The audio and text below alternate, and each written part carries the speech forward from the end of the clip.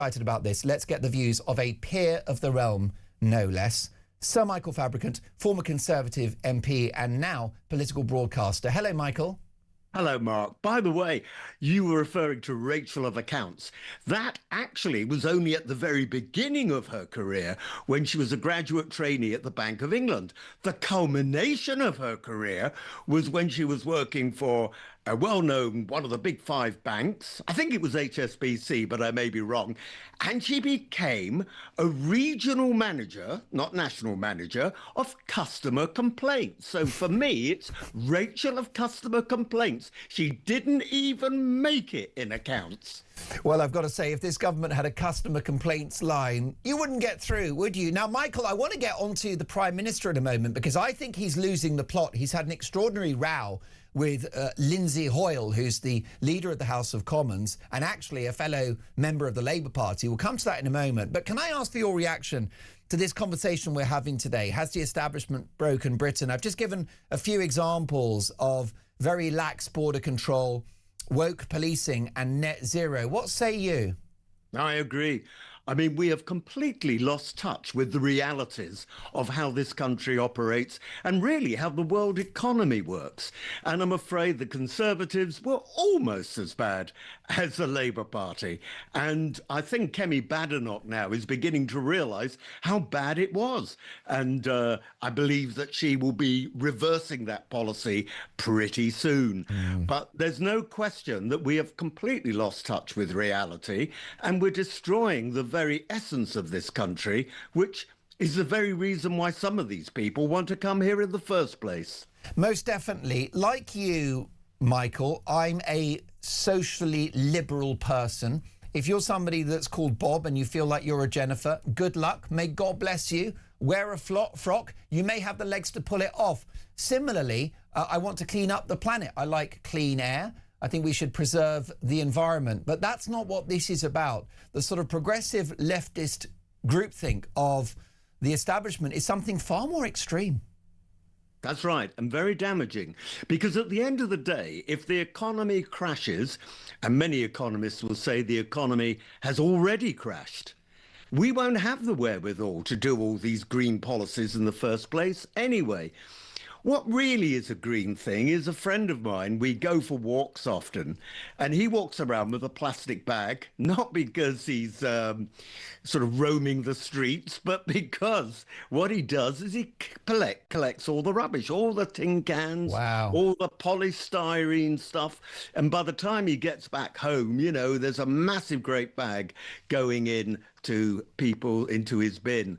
And I think that's more important about keeping this country green than some of the things that the government is proposing, which will end up by bankruptcy. I mean, this is what probably won't make any difference anyway. I wish you were Prime Minister, Michael, because you're a man of capacious intellect and common sense, and you live in the real world. That's why you were a popular Lichfield MP, because you had a relationship with your constituents. And, you know, I've got no problem with windmills or the solar panels. There's folk that have them on their houses, which heats their property in the winter. Happy days. We're just talking about common sense here, aren't we? So, for example, you know, an energy mix when it comes to net zero. When it comes to our border control, we can have sensible levels of immigration, whereby if you've got something to offer the country, you're very welcome.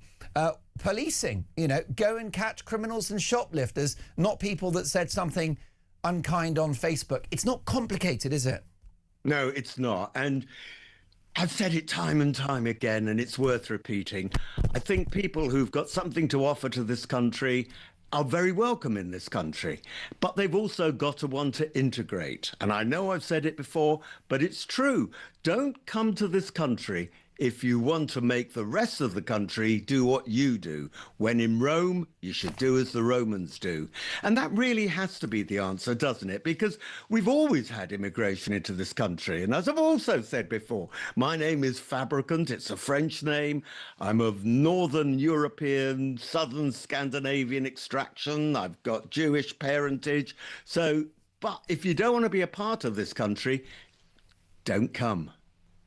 Well, listen, I mean, amen to that, Michael. I'm so happy that you're on the show today because we've got lots of stories to get through, including, is the Prime Minister losing the plot? He's had a furious and angry row with the leader of the House of Commons, the Speaker, I should say, not the leader, the Speaker, Lindsay Hoyle. Also, continuing anger in Epsom over the police's reluctance to reveal details of alleged suspects in relation to the most shocking crime against a young woman. Lots to get through. More from Sir Michael Fabricant next. Just a moment. Has the establishment broken Britain? Sir Michael Fabricant is a former Conservative MP and now political broadcaster. Michael, what's going on with the Prime Minister and the Speaker of the House of Commons? Every week, the Chief Whip, the government Chief Whip, goes to see the Speaker for a private meeting. And I believe that the Speaker has said several times that Keir Starmer has got to answer questions. He can't just evade questions. And this is what he does, of course. He gets a question and then he either attacks the Conservative Party, if it's Kemi Badenoch or a Conservative backbencher asking the questions, or if it's a Lib Dem, or if it's Reform, he goes into a wild attack against Reform, again, not answering the question. Even sometimes when Labour MPs ask a question, if he hasn't been briefed in advance, he doesn't make any attempt to answer it. He instead goes on the attack or starts talking about something completely different, or starts asking questions himself of the person who's asked the question of him. And 2 or 3 times now, the Speaker has said, look, it's Prime Minister's question time. That means the Prime Minister has to answer the question and not ask questions himself. Well, what happened this time was that the Speaker actually interrupted Keir Starmer when he was attacking Kemi Badenoch and not answering a specific question that she had asked, and started attacking the Conservative history over the last 14 years, and the Speaker cut him off. And they then went on to another item, and all seemed to have calmed down, except at the very end, when everybody files out from Prime Minister's questions, he went past the Speaker's chair, as he would have to do, swung round at the Speaker, started shouting at him. And this was witnessed by both Labour backbenchers who were shocked, Conservative backbenchers who were shocked, and also many of the journalists. They couldn't hear all that was being said. They could see that Lindsay Hoyle, the Speaker, got very angry with the attack, because presumably it was an attack from Keir Starmer, and started shouting back. Keir Starmer then banged the table, the actual chair on which the Speaker sits, and then before Lindsay Hoyle could reply to that, he stormed out, and apparently was very red in the face. Now, I suppose the question is, why has he got such a short fuse? Is the pressure getting too much for him? Also, one has to ask, is it that he doesn't know the answers to any of these questions? In which case, what's happened to this so-called great lawyer, someone who has the facts at his fingertips? There's now real questions about how much in control of himself he is, let alone how much in control of his own party he is. Well, I think you're right to raise issues around his temperament and ask and probe Sir Michael as to whether the pressure is getting to him, notwithstanding that he doesn't answer questions at PMQs. He won't be the first, he won't be the last. The physical nature of this exchange with the Speaker, the bashing of the fist on the table and the heated words, it's unbecoming of a Prime Minister of the United Kingdom. It certainly is, and particularly foolish when you're in full view of everybody else, not just your so-called friends in the Labour Party, but also very, very visible to the whips in the Conservative Party and indeed the whole chamber. I mean, people were quite shocked by this incredible appearance, and not only in front of the people present, it was also caught on the cameras operated by the House of Commons themselves and fed out to all the news media. It's absolutely astonishing that this could have happened and that he so lost control. And it really makes you wonder, you know, how he would react if we were in a time of possible war. Oh, wait a moment, we could be in a time of possible war. Is this the leader we want? Well, you have to ask that. Jacob Rees-Mogg, your former stablemate and political ally. Jacob Rees-Mogg, Sir Michael said, a prime minister who publicly loses his temper with the speaker shows contempt for the electorate. Do you agree? I think he shows contempt for the electorate. I also think he shows considerable lack of self-control and a rather worrying demonstration of what sort of mental ability he has at the moment. Because if he's actually on walking such a thin tightrope, you do have to wonder, how is this country being governed? I think you're right about that. He doesn't look happy. He looks exhausted. He looks like a hunted man. He's a rabbit in the headlights at the moment, Keir Starmer, isn't he? If you look at the behaviour and if you look at the body language, he's not in a good place. He certainly isn't, because he's got enemies all around him. The backbenchers behind him want to see him gone. I know that. And certainly the parties opposite want to see him gone. And he's not good news at all for this country. And he hasn't got the, you know, the power to stand up for what's right. So, for example, you had George Robertson, you know, a great man, peer of the realm, former Secretary General of NATO, former Labour Defence Secretary, saying we're unprepared as a nation for war, unprepared to defend ourselves, and we're under attack. And Starmer was lost when Kemi Badenoch threw those words back at him. And so many people now feel that, you know, the reason for this situation is because Rachel from Customer Complaints wanted to cut back on welfare, and so did Keir Starmer. But they were defeated by their own backbenchers.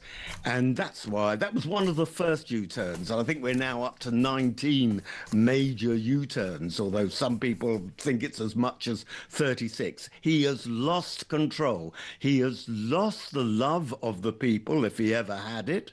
He has lost the love and respect of his own party. And I think he's finished. And I think, wow. And I said, by the way, I saw how he would behave when he was leader of the opposition, which is a much easier job, I must confess. And I said then that he was a dud. And I think he will be a goner, not just a dud, after the May elections. Well, that's interesting. Briefly, if you can, because there are a number of people that are saying there's no figure within the Labour Party so those backbenchers and the party membership can unite around. There are many saying that because of a lack of an obvious contender, Starmer will cling on, but that's not your view. It's not my view. They may be right. I'm not saying I've got it right all the time, far from that. But I think that Angela Rayner stands a very good chance of actually becoming Prime Minister. God help us if she does, by the way, because she's far more left-wing than Keir Starmer. And she believes in all this claptrap that you've been talking about in your monologue earlier on. But I think that the party could reunite around her. I think Wes Streeting would make a better Prime Minister, but I don't think Wes Streeting will get it because he's regarded as being too right-wing.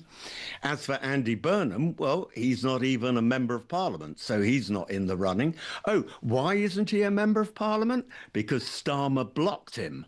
Do you remember? Starmer blocked him from being made a Labour candidate in the recent by-election. And this shows you how worried Starmer is. Most definitely. Well, the messages are coming through thick and fast. This from an unnamed texter. Michael Fabricant is truly fab, a national treasure. Michael, you've got so many fans out there. We got a massive reaction every time. Well, if he's not watching on television or she's not watching on television, just tell him, I'm blowing kisses. Well, there you go. That's not something that Michael does willy-nilly. Michael, before we let you go, anger is growing in Epsom because of the most shocking assault of a young woman some time ago. and this was obviously, it's created a lot of public anger. The police at the moment are not revealing the details of anyone alleged to have committed this shocking crime, the gang rape of a young woman. Do you think police should be required to share details of suspects when they've actually apprehended people? Yes and no. So I don't think the names should be given out, because I think that really can end up with, somebody being tried by public views and by the media rather than, by courts of justice and our jury system, which we still have, although David Lamb is trying to get rid of that. What I do think is that the nature and type of person should be announced. And I remember with the Stockport murders, how Keir Starmer himself tried to hide that it was a Somali immigrant, I think he was Somali, had done this. And he was Muslim. I mean, clearly he was unwell, but he believed that his religion told him to do this these terrible murders. And Starmer tried to make out that he was an Anglican choir boy at one point. Do you remember this? I do. It's ridiculous. I do think, to avoid speculation, people should say, yeah, the guy's white, or he's Asian, or he's African, or whatever. But you shouldn't give out the name, because if you don't give out this, then people speculate and they always think the worst. Better to know the worst than just suspect the worst, frankly. Don't you agree? I most definitely agree. And I think, of course, Michael, you were in that particular case, we're talking about Southport and the wicked Axel Rudakabana, and it was an egregious crime. And I think the ethnicity is an important and relevant factor. Michael, what a brilliant conversation. We will catch up soon. My deep thanks to Sir Michael Fabricant, former Conservative MP and now elite-level political broadcaster.